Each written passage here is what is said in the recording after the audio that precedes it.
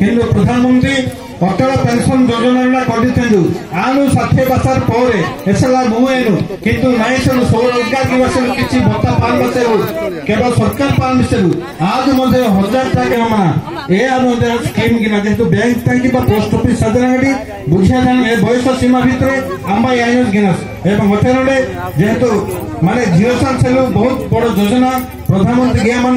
सुकन्या समृद्धि जहाँ जहाँ बचत सरकार माइस जहाँ जहाँ योजना गया मासे नौकी गिने एवं गया मन ऊपर मांगे जाने गए तो यार की मैं किन्नी ना बना तू मैं जो समारोह दूसरी करते बन नगरे आने यार ये का पड़ने समझो गिना तू तो इसी ने बेसा लगाते गुले लेके जेड़ा जहरा पकड़े मु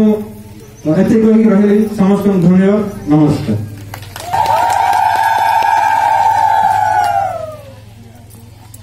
मैडम बेसिस मैडम तथा रलानी हाउस सर को आउ